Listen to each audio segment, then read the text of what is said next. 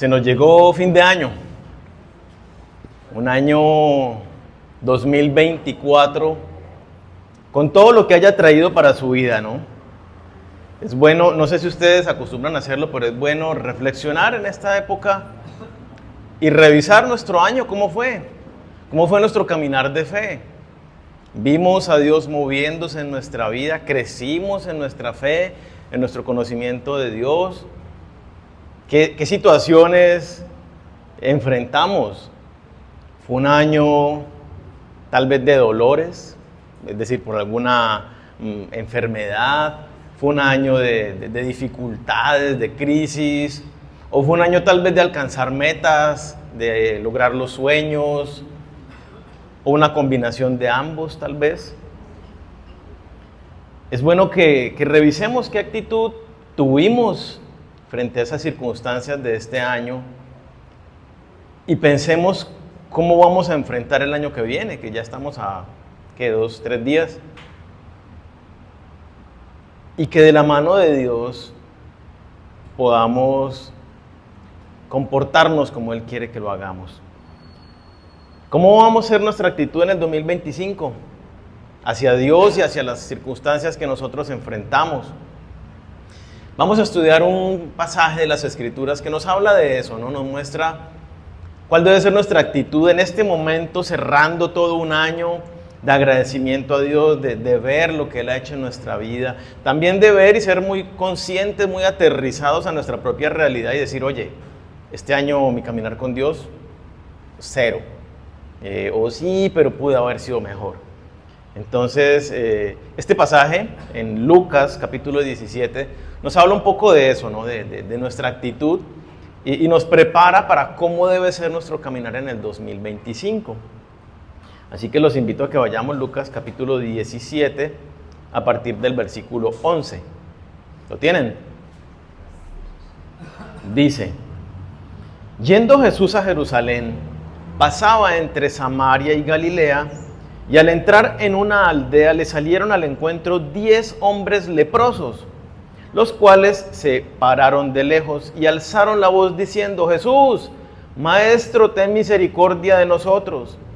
Cuando él los vio, les dijo, id, mostraos a los sacerdotes. Y aconteció que mientras iban, fueron limpiados. Entonces uno de ellos, viendo que había sido sanado, volvió glorificando a Dios a gran voz, y se postró rostro en tierra a sus pies, dándole gracias. Y este era samaritano. Respondiendo Jesús dijo, ¿no son 10 los que fueron limpiados? ¿Y los 9 dónde están? No hubo quien volviese y diese gloria a Dios, sino este extranjero. Y le dijo, levántate, vete, tu fe te ha salvado. Jesús realizó muchísimos milagros y muchas sanidades durante su ministerio terrenal. Y vemos en este caso, muy diferente a otras, porque él siempre que sanaba, ustedes recuerdan, era de individuo en individuo. Esta vez sana a 10 de una sola vez. Pero no solo eso, sino que no los sana. Jesucristo podía haber dicho, sé sano, y no los sanó de esa manera. Vemos varias cosas aquí como bien especiales en este pasaje. Una de ellas es que está hablándonos de la lepra. La lepra, una enfermedad, era la enfermedad más temida de la época. Se creían ellos en esa época que la lepra se transmitía por el contacto físico y por el aliento. Entonces las personas que tenían lepra eran marginadas de la sociedad. No se les permitía estar dentro de la ciudad, tenían que estar fuera de las ciudades y no podían hablarle a ninguna otra persona sino el que tenía lepra. O sea, solamente entre los leprosos podían hablar, si no le podían hablar a ninguna otra época. Entonces ninguna otra persona.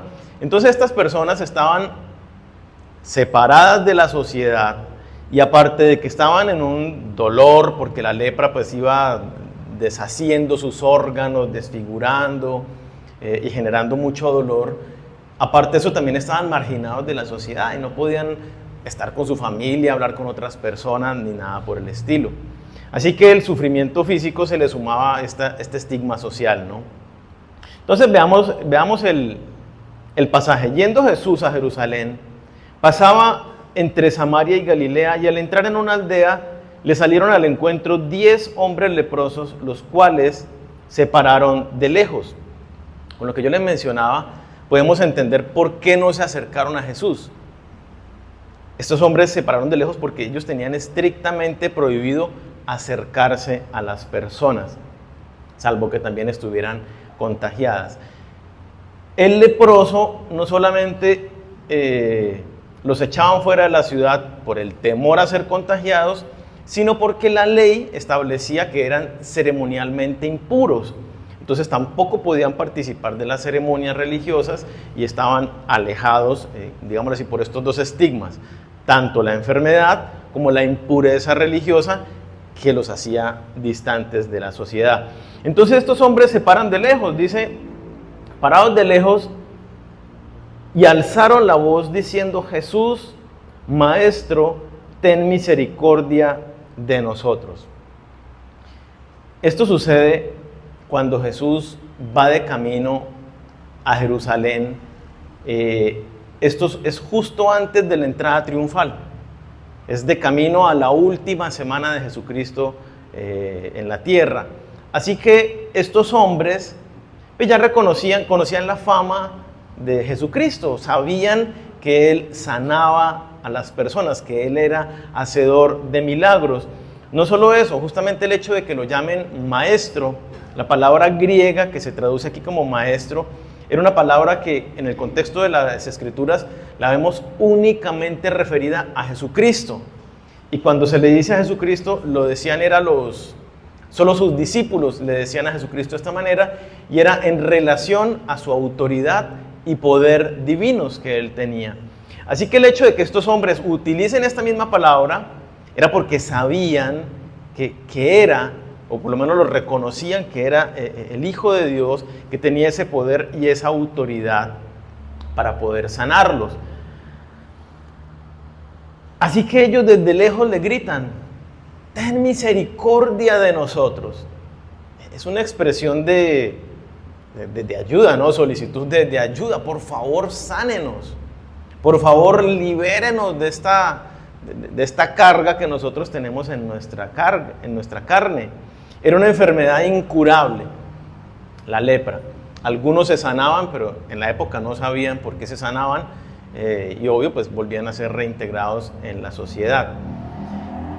Pero la condición de estos hombres era una condición, eran desahuciados, básicamente. Se estaban desfigurando, perdiendo el funcionamiento de sus órganos, de sus extremidades, con intenso dolor y fuera de todo separados de la sociedad. Así que eran hombres que no tenían ninguna otra esperanza y se acercan a Jesús como su última esperanza. Él nos puede sanar. Y por eso le gritan: ten compasión de nosotros, ten misericordia, sánanos. ¿Y cuál es la respuesta de Jesucristo ante la petición de estos hombres? Cuando Él los vio, versículo 14, les dijo: id, mostraos a los sacerdotes. Es una respuesta muy particular, ¿no? Por favor, ten misericordia de nosotros, sánenos. Vayan a los sacerdotes. Vayan y muéstrense a los sacerdotes. Si uno no entiende un poquito el contexto, pues no lo entiende, ¿no? ¿Qué es lo que le quiso decir?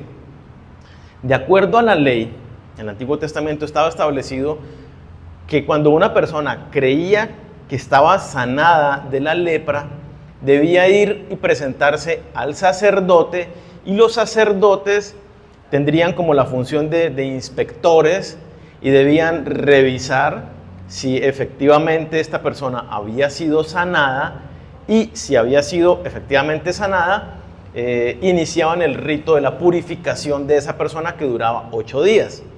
Entonces, cuando Jesucristo le dice a las personas: vayan y preséntense a los sacerdotes, lo que está implicando el mandato de Jesús es: ustedes están sanos, vayan y preséntense a los sacerdotes. Es entre comillas lo que les está diciendo. Sin embargo, en ese momento no son sanados. Él les manda que vayan a los sacerdotes, pero ellos se van caminando y arrancan con toda su lepra y con toda su condición actual un camino hacia donde los sacerdotes. Aquí hay algo bien interesante, y es que el hecho de que Jesucristo, como un paréntesis, el hecho de que Jesucristo les diga a estos hombres: vayan y cumplan lo que está establecido en la ley, es Jesús validando en el Nuevo Testamento el cumplimiento y la obediencia, el sometimiento que nosotros tenemos, inclusive hoy en día, a la palabra de Dios, a la ley escrita, a la palabra de Dios hablada desde el Antiguo Testamento. Es su palabra que no cambia, es inmutable. Y entonces, ¿qué estaba haciendo Jesús con estos hombres? Estaba probándoles en su fe. Ellos debían ir a presentarse si tenían sospechas de que habían sido sanados. O sea, si veían efectivamente la sanidad en su cuerpo. Pero en este caso no la veían, pero Jesús les dice: vayan y preséntense como si ya fueran sanos. ¿Qué tenían que hacer estos hombres entonces antes de recibir su sanidad? Debían dar un paso de fe. Debían comportarse como si ya hubieran recibido efectivamente lo que aún no veían con sus propios ojos. Y la Biblia nos enseña que nuestra fe constantemente es probada. Somos probados en nuestra fe. Usted lee la Biblia, que debe aprender a ser paciente. Y ese día y esa semana, Dios va a probar su paciencia para ver si usted realmente está siendo paciente.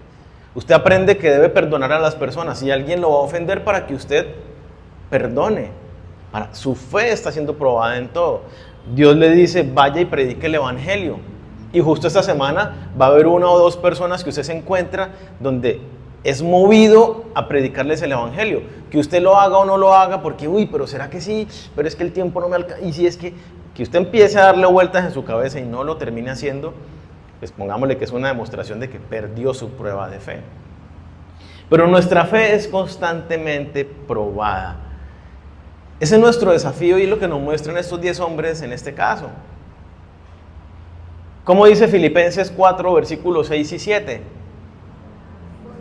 Por nada estés afanosos, sino que presenten en toda oración y ruego sus peticiones con acción de gracias. Es decir, usted dele gracias a Dios como si ya recibió lo que le está pidiendo, aunque no lo vea. Cuando en su oración usted le clama a Dios y sale de allí convencido de que es un hecho, porque es conforme a la voluntad de Dios, Él le ha hablado de ese tema, usted sale convencido de que ya, Señor, gracias. ¿Qué dice el pasaje a continuación? Y la paz de Dios, que sobrepasa todo entendimiento, guardará vuestros corazones y vuestros pensamientos. ¿Cuándo recibo yo esa paz? Cuando realmente doy ese paso de fe, de creer que ya tengo lo que aún no veo que tenga. ¿Sí? ¿Me hago entender? Y eso es el desafío que nos están planteando estos 10 hombres a nosotros para este año. Para que reflexionemos y miremos, ¿cómo fue nuestro caminar este año? ¿De verdad nuestra fe fue creciente? ¿Dimos pasos de fe? Señor, no lo entiendo, pero igual tú lo dices, voy a hacerlo. Señor, va en contra de mi lógica, en contra de lo que me enseñaron toda la vida en mi casa, en la sociedad. Pero tú dices que no lo haga, yo doy el paso de fe y dejo de hacerlo.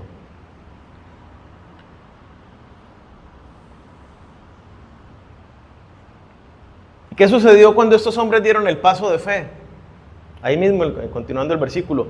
Y aconteció que mientras iban, fueron limpiados. Estos hombres fueron probados en su fe y dieron pasos efectivos de una fe que, aunque no veían la sanidad, obraron como si ya la tuvieran y se fueron a presentar a los sacerdotes para que los certificaran como realmente sanos. Y en medio de que fueron dando esos pasos efectivos de fe, en medio de ese caminar fueron sanados. Ahí en medio de ese actuar en fe, vieron el obrar de Dios en sus vidas. Entonces, valdría la pregunta, ¿has visto el mover de Dios en tu vida en este año? ¿Podrías claramente decir, Dios ha hecho esto en mi vida? Con total reconocimiento. Porque estos hombres vieron lo sobrenatural en su vida, a consecuencia de que dieron pasos de fe. Nosotros le creemos a Dios, nos movemos realmente en la dirección que Dios nos manda, aunque no lo veamos.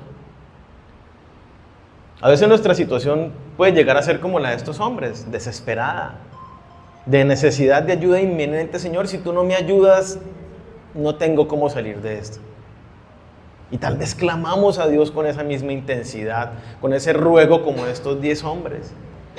Pero a veces nuestras situaciones no son así de apremiantes.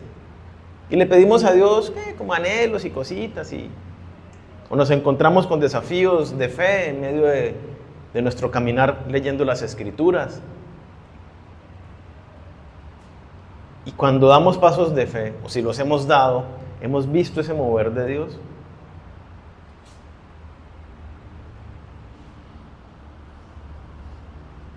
Yo les haría una pregunta. ¿Tu fe es una fe creciente?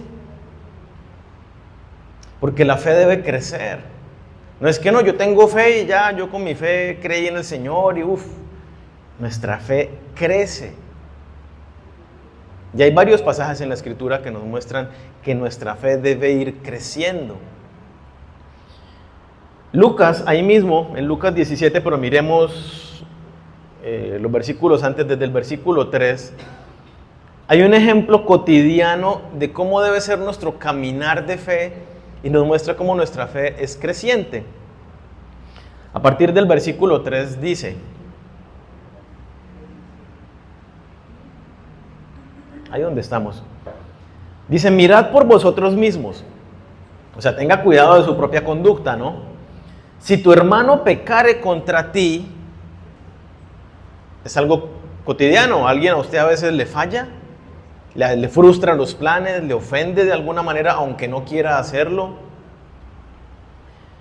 Si tu hermano pecare contra ti, repréndele, y si se arrepiente, perdónale. Perdónale, está hablando de una reconciliación, ¿no? Restablecimiento de la relación. Y si 7 veces al día pecare contra ti, y 7 veces al día volviera a ti diciendo, me arrepiento, ¿qué debo hacer? Perdónale. Entonces es una pregunta que uno tiene que ponerla en su propia realidad, ¿no? Pongámosla en el contexto de la relación de pareja. Me ofendió mi pareja. ¿Y qué hago? Pues me duelo. ¿Cuánto tiempo duró dolido, sentido con la ofensa? Si viene el otro y de una vez, o la otra, la pareja, ay, amor, perdóname, que es que yo no era mi intención, pero es que estoy con esta situación y no sé qué, y perdóname. Bueno, está bien, te perdono. Sigo un poquito sensible, pero te perdono. No sé, para que sean 7 veces en el día, tiene que pasar muy frecuentemente, ¿no? ¿Cómo estamos con la tercera? Usted me vio la cara aquí de no sé qué, porque una y otra vez, y usted en realidad no se ha arrepentido y no sé qué. Pero después de eso viene otra vez, no, yo de verdad, yo no quería fallarte, perdón. El mandato es, perdónale. Es una prueba de nuestra fe. O sea, y si nos pasa eso, es una prueba de nuestra fe. Pero lo bonito que vemos es la respuesta de los discípulos. Al escuchar ese mandato de Jesucristo de perdone hasta 7 veces a la persona el mismo día, dijeron los apóstoles al Señor, aumentanos la fe. Entonces el Señor dijo, si tuvieras fe como un grano de mostaza, podríais decir a este sicómoro, desarráigate y plántate en el mar, y os obedecería. ¿Cuál fue la respuesta de los discípulos ante la demanda de Jesús de perdonar al hermano que falla una y otra y otra y otra vez y se arrepiente? La respuesta de los discípulos fue en humildad, reconociendo su propia realidad y diciendo: caramba, eso es muy difícil de hacer. Para mí es una prueba muy dura, dicen los discípulos, ¿no? Para nosotros es una prueba muy tenaz de pasarle tantas veces a una persona el mismo día y entonces reconocen que en sus fuerzas no pueden. Y dicen entonces: Señor, necesitamos más de ti. Aumentanos la fe. Eso es algo que no podemos, es una respuesta de obediencia a tu palabra que no podemos dar a menos de que nuestra fe no crezca. Es lo que están diciendo los discípulos. Queremos obedecerte, Señor. Sabemos qué es lo que tenemos que hacer. Pero yo reconozco que mi humanidad, después del tercero, hasta de pronto un golpe le doy. Y entonces Jesucristo les dice: tienen toda la razón. Es algo que ustedes necesitan fe para experimentar lo sobrenatural de Dios. En la medida que su fe crezca, ustedes van a poder hacer cosas que en sus propias fuerzas no son posibles. Esa es la analogía que utiliza allí con que vamos a darle una orden a un árbol de estos que tiene unas raíces muy extendidas y fuertes y va a salirse de la tierra. No está diciendo que tengamos poder para levantar árboles en el aire y trasladarlos, no. Es una analogía que nos dice que si nuestra fe es creciente, vamos a poder hacer cosas como esas que en nuestras propias fuerzas no somos capaces de hacer. Necesitamos crecer en nuestro caminar de fe. Si queremos alcanzar metas grandes, proyectos que sobrepasan nuestras fuerzas, obedecer lo que Dios nos dice, en cosas tan sencillas como muera a su propia comunidad, a su propia comodidad, y vaya y predique el evangelio a otra persona, asumiendo la carga del rechazo o de la vergüenza o del qué dirán, asúmalo. El poder para morir a sí mismo y amar al prójimo, como dice la palabra, que no hay amor más grande que aquel que entrega su vida por sus hermanos. Está hablando de la conducta de los cristianos, de cómo debo tratar a mi esposa, a mi esposo, en ese morir, a qué es que me hizo y yo tengo que responder. Entonces necesitamos una fe creciente para ir poniendo en práctica todas esas pruebas que enfrentamos en lo cotidiano de nuestro caminar de fe. Perdonar al que nos ofende, morir a nosotros mismos. Entonces, la invitación para este 2025 es que podamos ser un poco conscientes y tal vez mirarnos como se vieron los discípulos y reconocer y decir: Señor, perdí varias pruebas. Necesito que mi fe crezca. Auméntame la fe, Señor. Quiero crecer en mi caminar de fe, porque no quiero seguir fallándote, porque quiero realmente parecerme cada día más a ti, que tu carácter sea formado en mi vida. Romanos 10:17 es otro pasaje que también nos habla de la fe, ¿no? Dice que la fe viene por el oír y por el oír la palabra de Dios. Nuestra fe crece cuando justamente vamos conociendo a Dios a través de la palabra. Vamos conociéndolo a Él, quién es Él, cuáles son sus planes, sus propósitos, su voluntad. Y en la medida en que nos vamos sometiendo a Él, dando pequeños pasos de obediencia y vamos viendo sus respuestas, nuestra fe va creciendo. Entonces, que este año 2025 sea un año donde veamos realmente, que sea un año que empecemos con nuestra mirada puesta en Dios, con ese desafío de: Señor, quiero ver tu obrar sobrenatural en mi vida. Obrar sobrenatural para predicar el evangelio, para perdonar al que me ofende, pero también en aspectos de, no sé, sanidad, de alguna dolencia, de metas inalcanzables para mí. Que usted hable con Dios y tenga sus propios desafíos en su relación con Él, pero que sea un caminar realmente de fe con su mirada puesta en el Señor. Y continúa el pasaje, ¿no? Entonces, uno de ellos, viendo que había sido sanado, volvió glorificando a Dios a gran voz y se postró rostro en tierra a sus pies dándole gracias. Y este era samaritano. Respondiendo Jesús dijo: ¿no son 10 los que fueron limpiados? ¿Y los 9 dónde están? No hubo quien volviese y diese gloria a Dios, sino este extranjero. Y le dijo: levántate, vete, tu fe te ha salvado.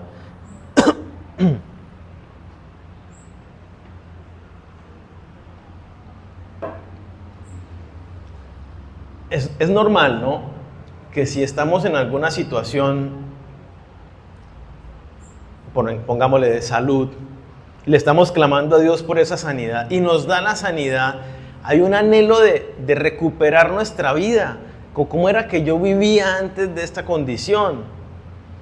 Señor, necesito trabajo y estoy clamando a Dios por un trabajo y me da el trabajo, pues hay muchas ganas de meterme con todas en ese trabajo porque lo estaba pidiendo y lo anhelaba.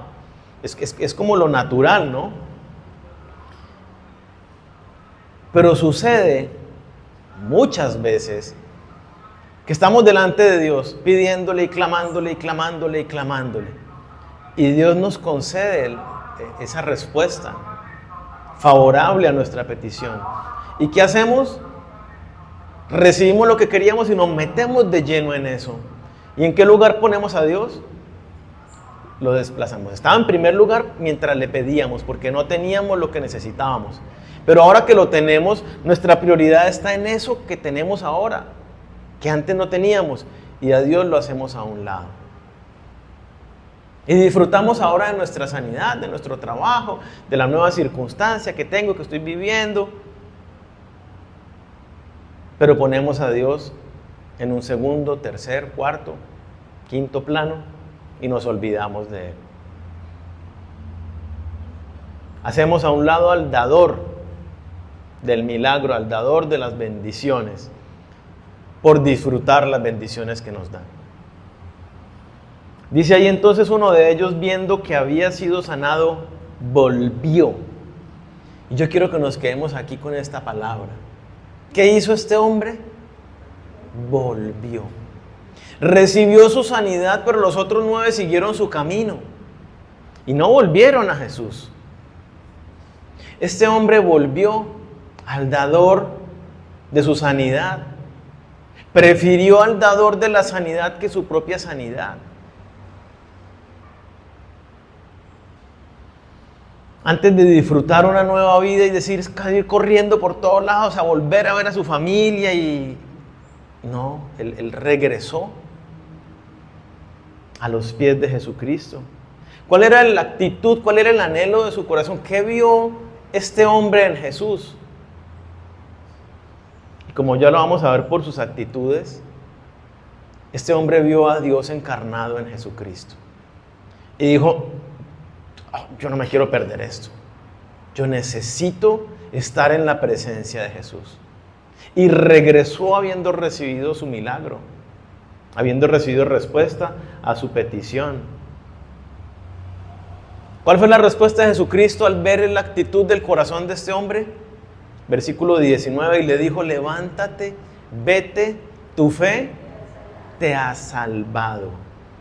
Ya no solamente fue sano como todos los 10, este hombre recibió la sanidad, pero más allá de eso, su fe en el Hijo de Dios le dio la salvación eterna. Que este es el verdadero regalo que cualquier persona necesita. Esta es la verdadera sanidad que cualquier persona necesita. Entonces yo pienso que es otra lección para que tengamos en este nuevo año. Que cualquier sea la circunstancia que enfrentemos nosotros, cualquiera sea la respuesta de Dios para nosotros, que en nuestro caminar con Él nos responda o no nos responda, no nos apartemos de su presencia. Que volvamos a Él. Que si caímos, que resbalamos y caímos en pecado, volvamos al Señor. Señor, perdóname, yo no quiero fallarte más. Que si me desconecté porque hubo ciertas circunstancias en mi cotidianidad que no me dejaron, me estresaron, me cargaron y no me quedó tiempo para encontrarme con Dios y me desconecté, que volvamos en nuestro caminar con el Señor. Y ahí lo vamos a encontrar a Él con los brazos abiertos, diciendo: tú eres una de mis ovejas, te estaba buscando. Este hombre hizo 3 cosas que mostraron la condición de su corazón y que son las que nosotros también debemos tener, y que yo los invito a que las estudiemos para que en este momento, el día de hoy y este año, lo empecemos con esta actitud en el corazón. ¿Qué hizo este hombre cuando volvió? ¿Qué continuó diciendo allí? Volvió glorificando a Dios a gran voz. Va caminando, yo me los imagino, ¿no? Imaginémonos, van los 10 ahí todos caribajos, tristes, con sus dolencias, con la carga que ya llevan. Pero como que, bueno, vamos, Él nos dijo que fuéramos a los sacerdotes, pues vamos. Y de repente ve la sanidad. ¿Qué sucedió en el corazón de este hombre? Yo me lo imagino ahí mismo por como lo dice, ¿no? Volvió glorificando a Dios a gran voz. Este gran voz es una exaltación de su corazón incontrolable, eso es lo que quiere decir. Es donde empezó a brincar: ¡ah, gloria a Dios! ¡Soy sano! Y regresó: ¡Dios me ha sanado!, gritando y dándole la gloria a Dios. Mientras regresaba caminando de camino a encontrarse con Jesús, no podía contenerse, no podía callar las maravillas de Dios en su vida. Y ahora vendría la pregunta: ¿Dios hace maravillas en tu vida? El hecho de que te levantes, de que comas, de que te puedas transportar, que tengas trabajo, familia, bueno, qué sé yo, todas las bendiciones que tú tienes, ¿no son suficientes para dar gran voz? Dice la palabra que fuimos escogidos para anunciar las virtudes de aquel que nos llamó de las tinieblas a su luz admirable. Anunciar a los 4 vientos desde la azotea, gritar las bendiciones de Dios sobre nuestra vida. Es lamentable cuando muchas personas que su vida no está en seguir a Jesucristo hablan con más apertura, con más libertad de Dios y de las cosas que tienen, que hacen, que logran, dándole gloria al dinero, a otra persona. Algunos inclusive reconocen a Dios. Y los cristianos, como de la secreta, que en su trabajo no saben qué está haciendo Dios en su vida, que su familia no sabe qué está haciendo Dios en su vida. ¿Qué nos ha dado Dios? Salvación, dones, y con dones no me refiero a dones espirituales, sino a todo lo que tenemos: profesión, trabajo, recursos materiales, carro, ropa, no sé, lo que sea, amigos, familiares. ¿Reconocemos a Dios y lo adoramos y lo exaltamos por todas las cosas? No solamente aquí en la iglesia, cuando cantábamos las canciones ahora al comienzo, ¿no? que justamente eran de alabanza a Dios. Alabamos a Dios a oídos de otras personas que no conocen a Dios, para que también puedan glorificarlo. Damos esos testimonios de lo que Dios está haciendo en nuestra vida, que es lo que debemos hacer, y es algo que los motivo con este pasaje para que empecemos el 2025 de esta manera. Hacíamos un compromiso de predicar el Evangelio. Predicar el Evangelio empieza por eso, por anunciar a Dios todo lo que Él está haciendo en nuestra vida. Así como decía don Jairo, en medio de las pruebas y las dificultades, en medio de las situaciones difíciles, ahí está Dios obrando en mi vida. Y yo lo veo. Y le doy gracias y lo alabo por esta situación. ¿Qué más hizo este hombre que nos desafía a nosotros? Versículo 16. Y se postró rostro en tierra a sus pies. La posición rostro en tierra es literalmente como suena: ponerse de rodillas y acostarse completamente su cara contra el piso, de rodillas. Es una actitud de suprema adoración. Y las Escrituras nos dicen que al único que se debe adorar es a Dios, al único y santo Dios. Así que el hecho de que este hombre llegue y se postre a los pies de Jesús es un reconocimiento de la deidad de Jesucristo en Él, en Jesús, la deidad de Jesucristo. Humillarse así es un acto de humildad, de reconocimiento de que yo nada soy ante ti. Yo les haría la pregunta siguiente, no para que la respondan, sino para que la reflexionen. ¿Cuándo fue la última vez que tú te postraste de esta manera ante Dios?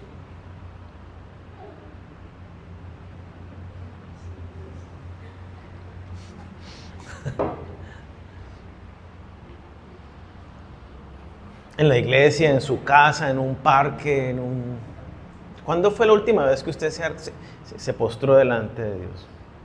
El Salmo 95, versículos 6 y 7 dice, un llamado a nosotros, a la congregación: venid, adoremos y postrémonos, arrodillémonos delante de Jehová nuestro Hacedor, porque Él es nuestro Dios, nosotros el pueblo de su prado y ovejas de su mano. Nos hace el llamado y nos da la razón. ¿Cómo no venimos delante de Dios y nos postramos ante Él? ¿Cómo dejamos que pase el tiempo y no venimos de rodillas ante nuestro Señor?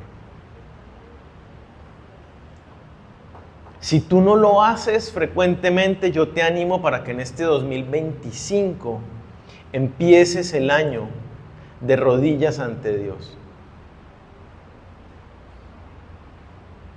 Y que te arrodilles delante de Dios cada vez que vengas a Él en oración. Que tengo un problema de las rodillas, arrodíllate. No te demores mucho de rodillas, pero arrodíllate y ríndete, demostrándole completa rendición y adoración a Él. Si no nos arrodillamos, ¿qué le decimos? Nuestro cuerpo habla, nuestro cuerpo le dice a nuestra mente. Y justamente es un ejercicio. Usted hace y suelta una carcajada así sea fingida. Su cerebro no entiende que la carcajada es fingida. Y suelta cortisol. Bueno, cortisol no, la otra, la de la felicidad. La oxitocina. Son esas dos. La suelta en su cuerpo, aunque sea falso, aunque la risa que usted se dé sea falsa, la suelta en su cuerpo y su sola postura ya le da una sensación de bienestar. Si usted está así con una postura toda, usted se empieza a enfermar y a sentir mal. O sea, la postura que nosotros tenemos le habla a nuestro cerebro. Y entonces si yo llego adelante de Dios a hablarle, a encontrarme con Él así sentado, con los pies en el aire, así todo, bueno Señor, entonces quería venir delante de ti. O sea, ¿qué le estamos diciendo a Dios? Hay rendición, hay una declaración de adoración al Rey de Reyes. Yo me estoy presentando al Rey de Reyes con esa irreverencia. O realmente vengo y me pongo de rodillas. Señor, gracias. Señor, necesito esto. Señor, gracias por esto. Una actitud de Señor, te necesito que me ayudes a crecer mi fe, porque no soy capaz de poner en práctica esto. Me estoy ubicando en la posición que realmente tengo. Él es el Rey de Reyes, el Señor de Señores, el Todopoderoso. Le estoy diciendo a mi cerebro, a todo mi ser, que mi posición es de rodillas, en rendición, en sumisión a Él. Como dijo alguien, somos más grandes, lo estoy parafraseando porque somos más grandes y fuertes cuando estamos de rodillas ante Dios. Entonces,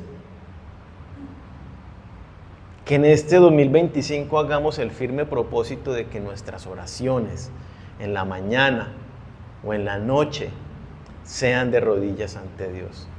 Escuchaba de un hombre que decía: yo por la noche cuando me acuesto meto los zapatos bien debajo de la cama, para que cuando me levante lo primero que haga yo sea tener que arrodillarme para sacarlos, y ahí de rodillas para sacar los zapatos, oro y tengo mi tiempo con Dios.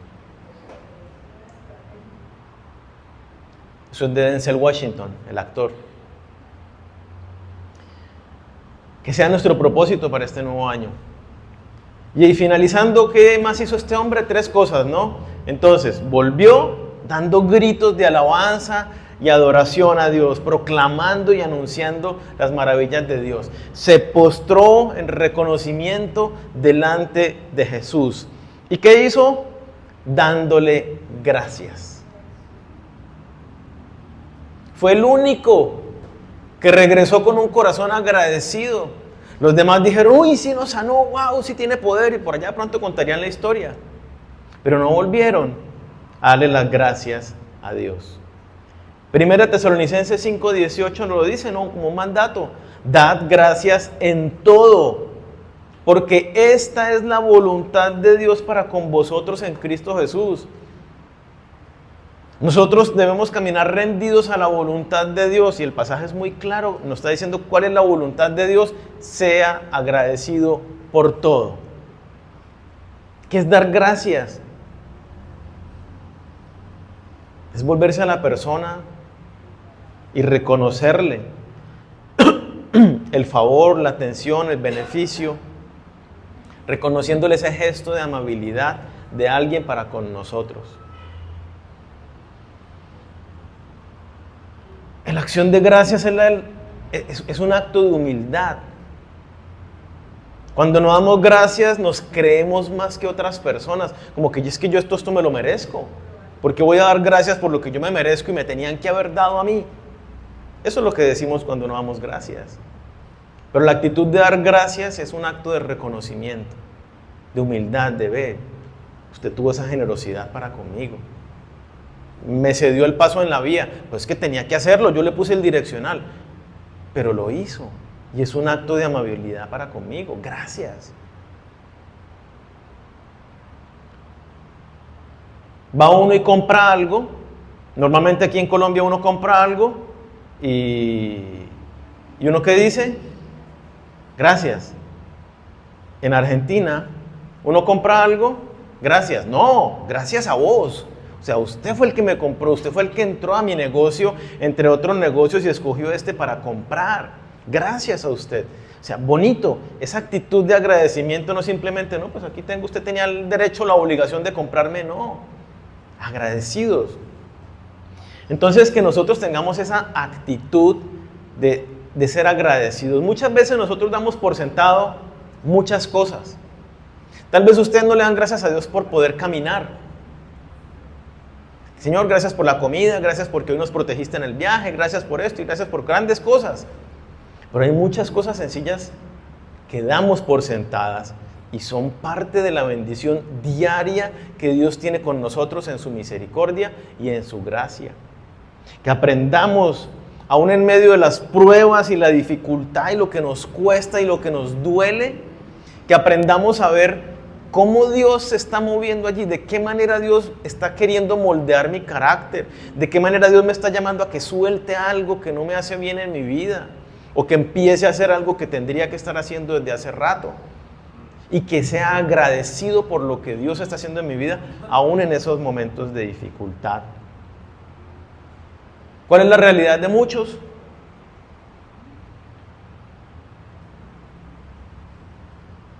Muchos no reflejan la actitud de este hombre. Muchos se parecen a los otros 9. Y es lo que dice Jesucristo, ¿no? Versículo 17. ¿No son 10 los que fueron limpiados? Preguntas retóricas. ¿Y los 9 dónde están? No hubo quien volviese y diese gloria a Dios, sino este extranjero.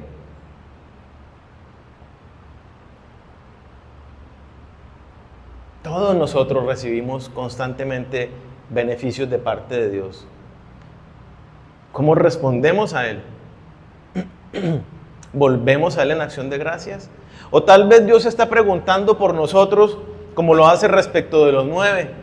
¿Dónde está? ¿Dónde está Daniel? Tanto que yo le doy. Y él viene por aquí, pero es a pedirme. No viene a darme las gracias por todo lo que yo le doy. Dios se pregunta respecto de ti, ¿dónde estás? Que no vienes con un corazón agradecido. Toda dádiva y don perfecto desciende de lo alto, ¿no? Dice Santiago. Todo lo bueno que nosotros recibimos, todo, crea o no crea en Dios, viene de la mano de Dios directamente.